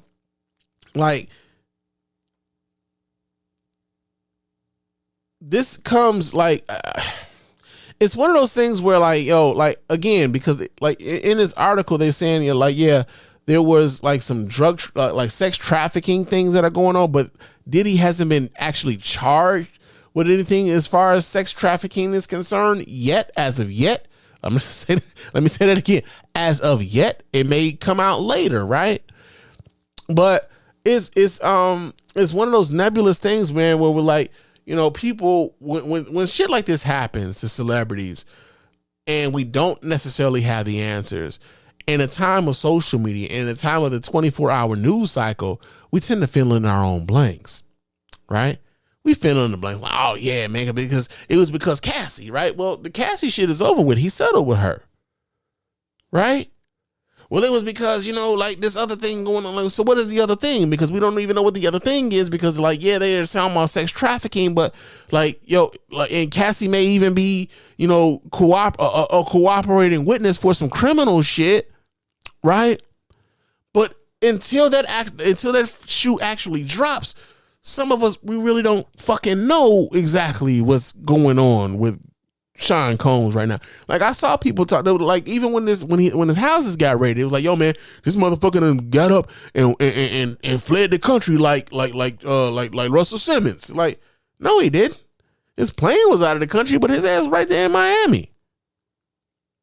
Right? So we started filling in the blanks our damn selves. We started telling ourselves our own stories in order to make the shit sensationalized or whatever else, right? I wonder, I really do. I wonder what could possibly, have been the impetus that prompted the government, the fucking feds, to be raiding this nigga's house in California and in Florida. goddamn, bro. Like they hit you at simultaneously. Like what the fuck you really got going on? And that's not to say that I don't know what to believe here, there, or whatever. Like I don't fucking know. Right? I don't fucking know. And I it's one of those things, man. This is something that I've been like kind of thinking about. I've been thinking about for a little while, for a minute. And like I saw an article, well, not even so much an article. I was on social media yesterday, and I saw this social media post where it was like a bunch of pictures of Oprah Winfrey, and Oprah was out with she was out at public functions with Diddy, Harvey Weinstein, Bill Cosby, and some other motherfuckers accused of some very nefarious shit, right?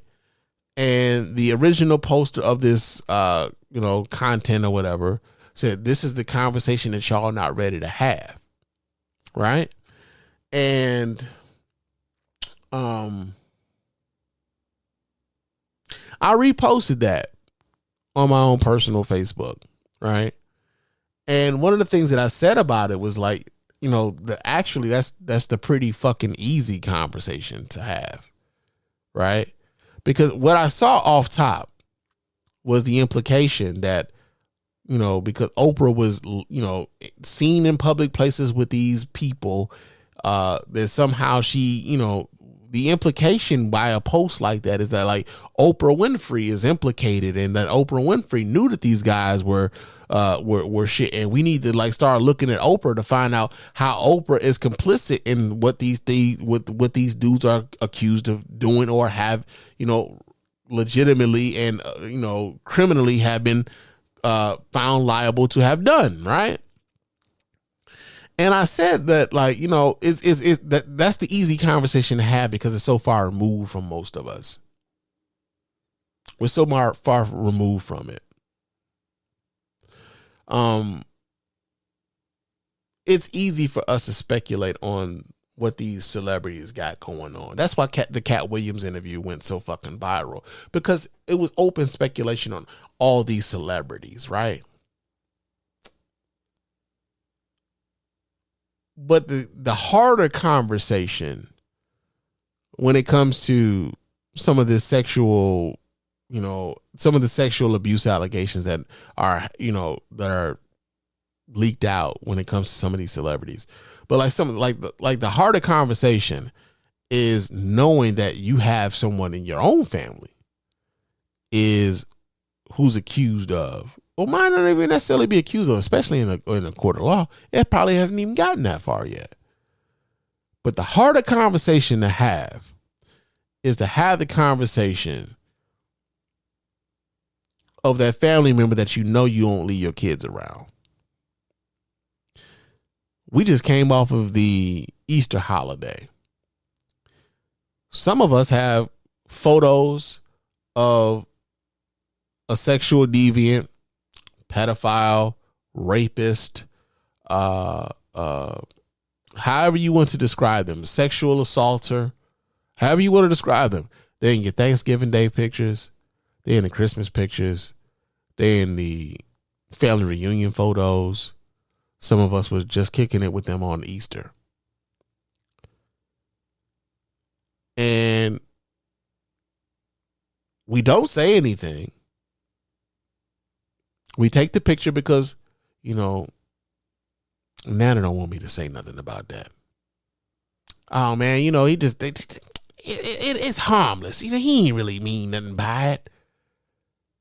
That sort of stuff. But you know who it is in your family that you don't trust your kids around him by himself or by themselves. But he's in all the pictures. And you just kind of to keep the peace within the family, you don't say anything. Right? Now, I made this observation, and I said this on Facebook, and I got a little bit of pushback yesterday when I said this, because, you know, one of my friends thought that I was just like giving Oprah Winfrey cover, like I was just giving Oprah Winfrey the benefit of the doubt, and it's like, for me, it's like I don't know Oprah Winfrey. She may very well be complicit in that. I don't know, but just because she's in proximity to these folks in work settings, I'm supposed to just assume that Oprah Winfrey is complicit in like the actions of a Harvey Weinstein and a Sean P. Diddy Combs and a Bill Cosby and what have you. I don't know. Even in the Sean Diddy Combs shit right now, I don't fucking know. Because I mean, I don't know. It's not to say that he didn't do it. I damn sure ain't saying he didn't do it. Settling that case with Cassie made it look very motherfucking like, man, this nigga probably did that shit. He settled that shit quick. But then we started speculating on other people and trying to connect dots with all these other motherfuckers. And again, because we don't know them, we had no connections to them, it's very easy to have those conversations. How about those conversations that you need to have that are a little bit closer to fucking home, where we are still providing some level of cover for said pedophiles or rapists or sexual assaulters because, you know, that's my cousin, that's my uncle, it's my granddaddy. Right? Those are the tough conversations to have. Not this shit that we be doing on social media all the goddamn time. It's very easy. Like, we can speculate all day long. It's easy to talk about these people because we just consume them. We consume the art. We consume the gossip about them. We consume the like even the people around them. We consume those folks as well. It's a consumption of them.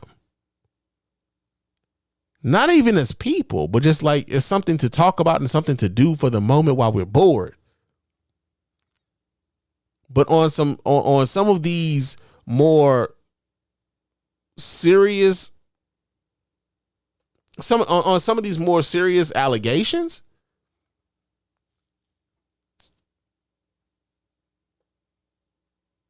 we need to be having these conversations a little bit closer to home. To me. And that's not to say that you gotta do that.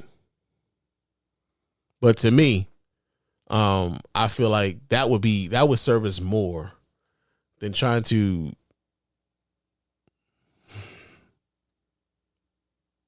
hold on a second. Because I want to make sure I speak correctly here. Not that, like, I feel as though we could do both things at the same time.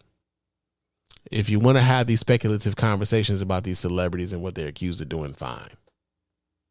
But also, be just as willing to have these speculative conversations, or even not so much speculative, because some of you motherfuckers know what that person in your family is accused of doing. Also, be just as willing to have that conversation there as well. Right? That's where I'm at with it. So yeah, like, it's going to be interesting to see what happens with Sean Combs. It's going to be interesting to see what happens with him. You know what I'm saying? Because, again, I think, you know,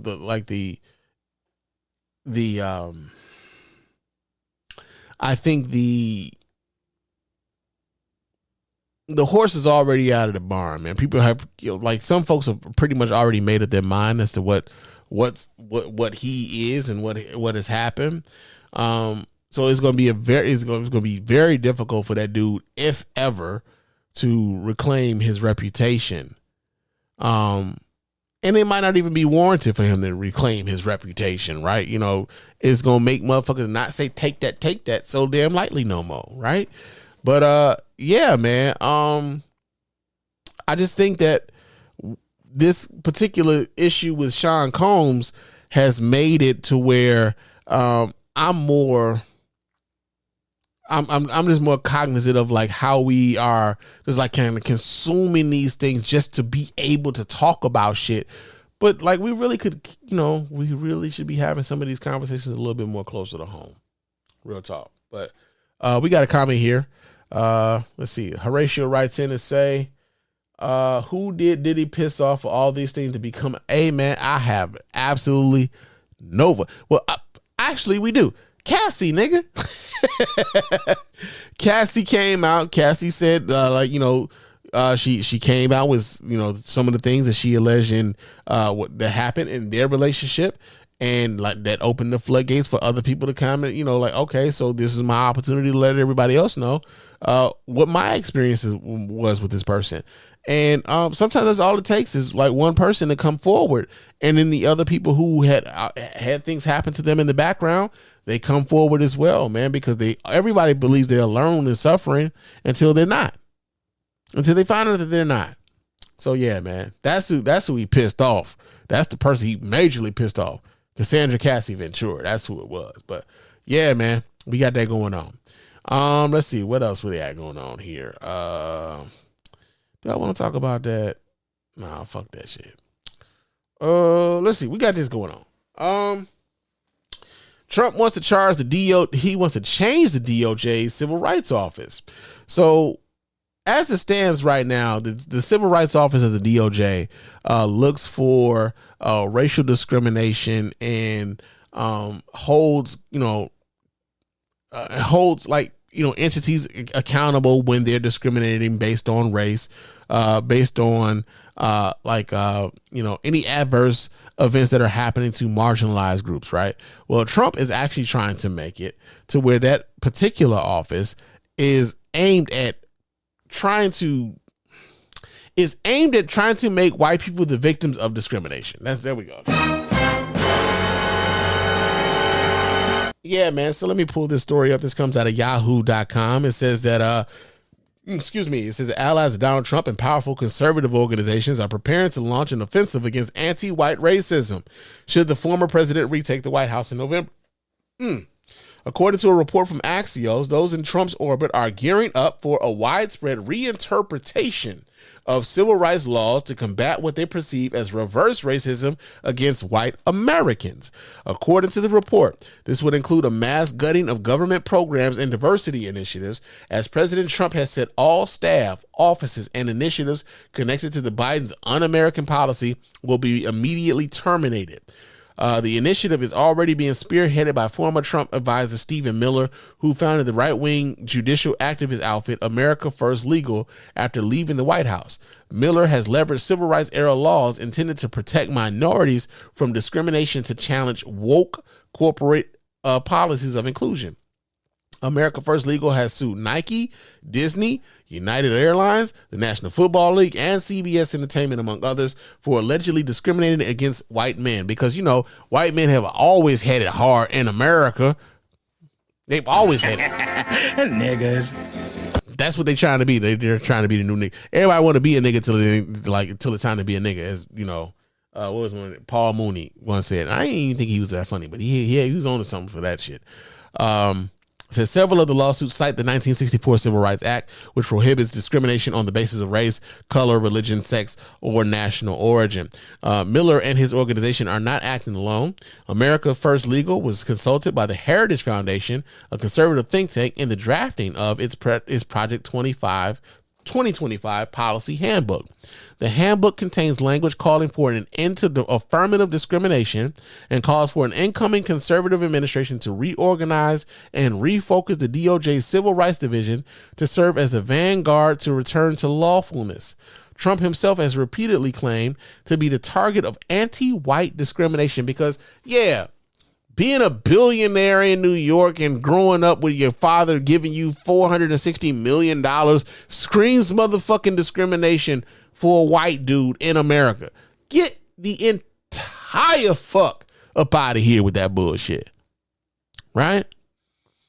And so, again, we go back to like Candace Owens and, that shit she be talking about.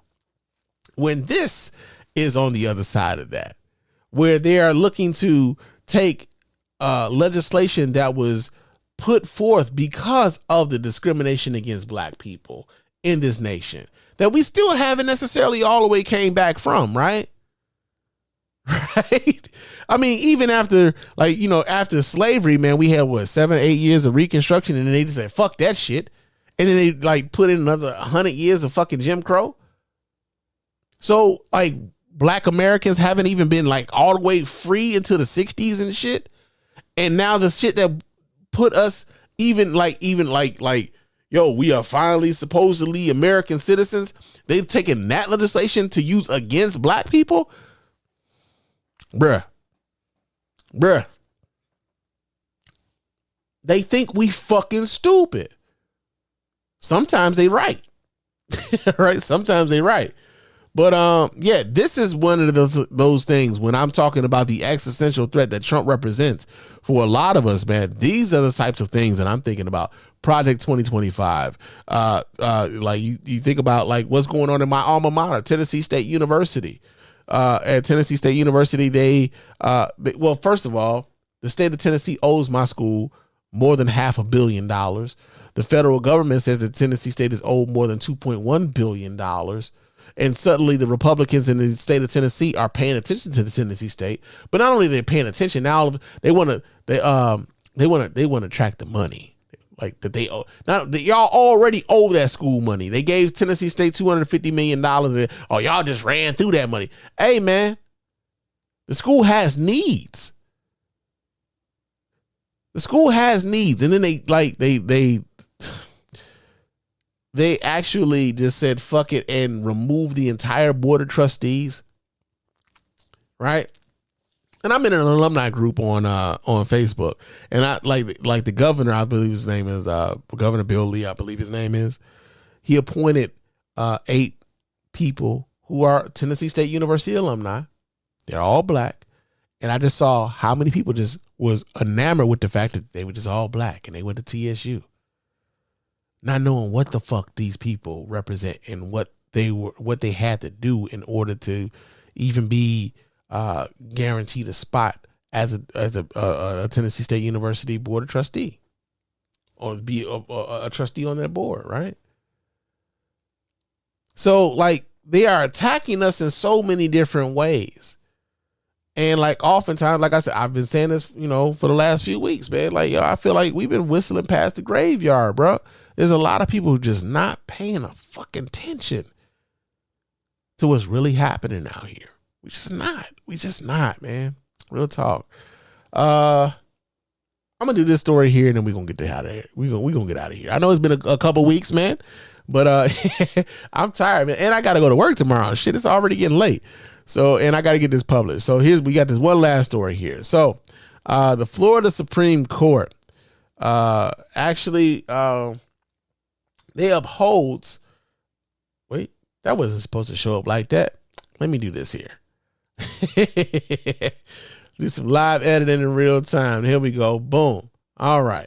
There we go. Bam. There we go. Okay. So in the Florida Supreme Court has allowed for the 6-week abortion ban to happen in the state of Florida, right? But what they've also done is that they have allowed for a ballot initiative to be placed on the November 2024 ballot so that people can vote on whether or not the state actually installs abortion rights within the state constitution. So we get this story here. This comes from, let me see, where did I get this story from?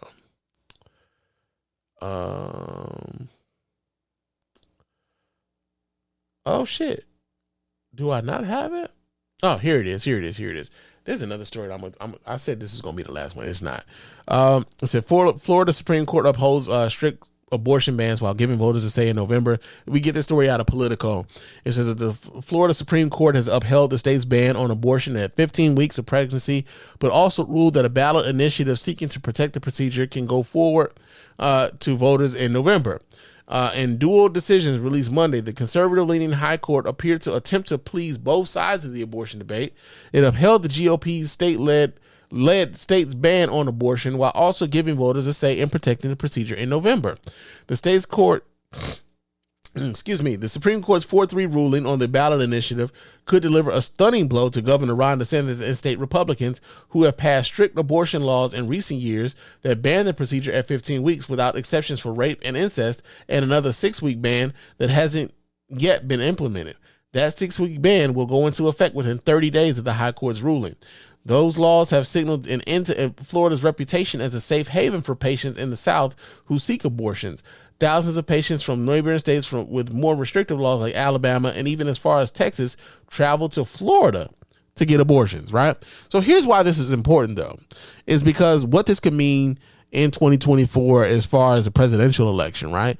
We know that the abortion issue has been motivating women across the country, man. And they have been overperforming in states where this particular issue has been showing up on the ballot. And we also know that Republicans have been on the wrong end of this.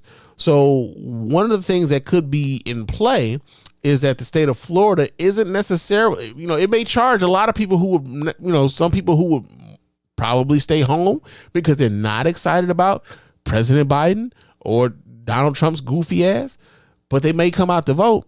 And while they're there, they end up voting for a President Biden because they know that, the Democratic Party has been the party who has been advocating for their right to have, the autonomy of their own body. And so, we're going to see. We are going to see. But yeah, man, like the Florida Supreme Court kind of, they kind of split the baby on this one. It was like, yeah, y'all can have, this abortion ban, but then also we're going to allow the people to vote on this come November. Now, the other thing about this that I think is very interesting too is that the people in Florida voted to allow felons to be able to have their right to the franchise reinstated. And somehow, some way, Ron DeSantis was able to like kind of maneuver a way where to be able to put barriers in front of those folks even then. So it's going to be interesting to see what happens afterwards. I believe that in Florida, those people will vote to enshrine that into their state constitution.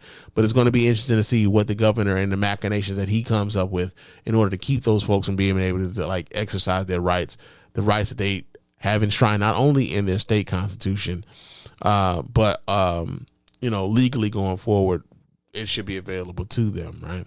So you got that going on. The last story, and I promise it's the last story we're going to talk about tonight. I was going to talk about some rappers and shit, but fuck these rappers. But Angel Reese, right? Angel Reese is in the news because Angel Reese just came off of a loss to the University of Iowa. Well, she plays for Louisiana State University. She just lost to Iowa. She won the national championship against Iowa last season, right? And so Angel Reese has been, since that particular win, people have been really kind of coming at her for her demeanor, her behavior on the court, and the fact that she is, a very lucrative college athlete. She has a ton of NIL deals. I believe she has something going on with Shaq. I'm not exactly what's going on with Shaquille O'Neal and her, but they both went to LSU, right? But she, upon her loss, to Iowa, she became, she was vulnerable, and she spoke about some of the challenges that she's had since she won the national championship. And I just kind of want to play a little bit of what she said, and then I'll kind of opine a little bit on the back end. So let me pull this up so you guys can watch right along with me, and we'll do this here. Yeah, let me do that. Boom. All right, let's see what Angel Reese has to say. I don't really get to stand up for myself. I mean, I have great teammates. I have a great support system. I got my hometown. I got my family that stands up for me. I don't really get to speak out on things just because I just try to ignore, and I just try to stand strong. Like, I've been through so much. I've seen so much. I've been attacked so many times. Death threats. I've been sexualized. I've been threatened. I've been so many things, and I've stood strong every single time. And I just try to stand strong for my teammates because I don't want them to see me down and not be there for them. So I just want them to always just know I'm still a human. All this has happened since I won the national championship, and I said the other day I haven't had peace since then. And it sucks, but I still wouldn't change. I wouldn't change anything, and I would still sit here and say, like, I'm unapologetically me. I'm going to always leave that mark and be who I am and stand on that. And hopefully the little girls that look up to me, and hopefully I give them some type of inspiration that, hopefully it's not this hard and all the things that come at you, but keep being who you are. Keep waking up every day. Keep being motivated, staying who you are, staying 10 toes, don't back down, and just be confident. All right. So, yeah. One of the things that's like that really, one of the things that really shot out to me was the fact that Angel Reese said that she was getting death threats, y'all. She was getting motherfucking death threats. A college athlete playing a sport was getting death threats. And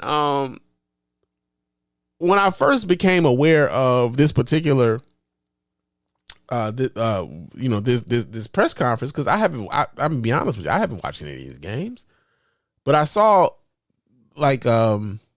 people talking about it on Threads. And one of the things that I thought was very interesting was like all of the, and I'm just keeping it a buck, there was a lot of white faces up underneath that thread. And they were talking about how, how cocky she was, how arrogant she was, how classless she was, how over the top she was. And listen, you got to understand, like, especially for me, like, Angel Reese, I'm old enough to be her dad, bro. Like, my daughter just turned 21. I think Angel Reese is probably like 19 or 20. I'm old enough to be her father, bro, which is wild to me. But also, like, I just thought that, like, yo, man, so what you got out of this woman saying this young lady saying this is like, yo, she's too arrogant, that she's too cocky, that she's like, oh, so she carries herself like a confident athlete. And we don't necessarily have these same level, we don't have these same criticism. Oh, sometimes we do, but it's also like it's racially coded too, because again, like I said, it was largely white people in those comments talking about how she was, the villain, so to speak, and that she should have more class, and that she should be more humble, that she should shrink herself in order for anybody to have any level of sympathy for her, because she had the audacity to be competitive in a competitive environment. And there's a lot of dudes, especially there's a lot of like white dudes, I'm just gonna say it, there's a lot of white dudes who are like uncomfortable. There's a lot of dudes, not even just the white dudes, let me take that back, it ain't even just the white dudes, there's a lot of dudes who are uncomfortable with women actually being competitive in a competitive environment. Right? These are the same motherfuckers who are always arguing about whether or not women, when women start talking about the pay disparity in the sports and stuff, oh man, here they go. Nobody watches your sports, man. Like, nobody wants to see this shit. Well, apparently they wanted to watch the women's college basketball tournament because they're getting a hell of a lot more numbers than the dudes are getting right now. Right? But this young lady goes up and says she's been receiving death threats. And you walk away from that talking about how she should be more humble. Man, fuck you. Fuck you, man. Fuck you and everything you stand for.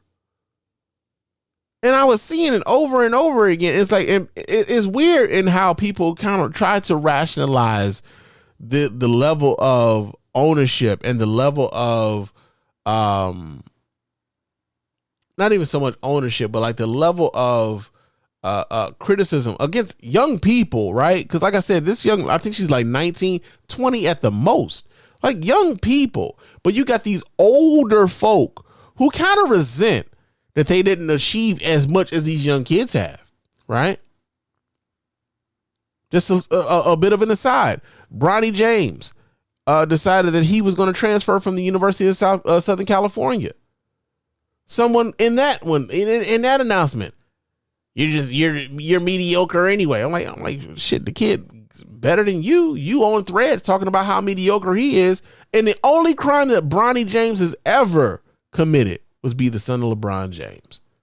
This kid is saying, I'm going to transfer schools. I'm changing the school I'm going to. And your reaction to that was, you're mediocre. Man, fuck you, bro. What are you doing? What are we doing?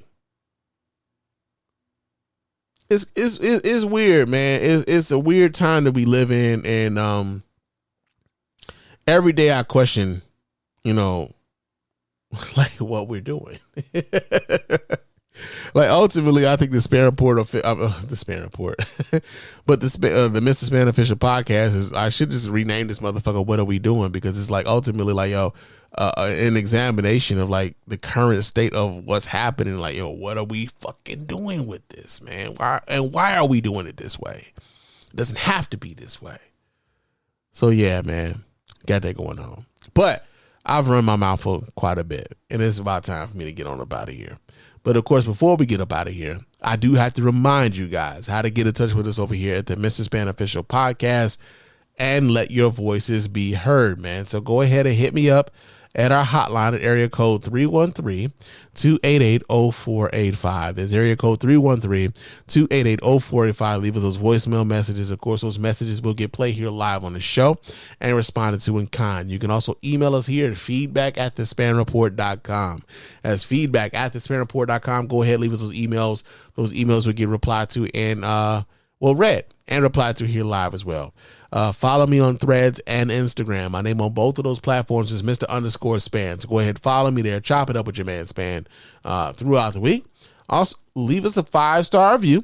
5 stars, because those are the ones that get read. 5-star review on the iTunes and or Spotify.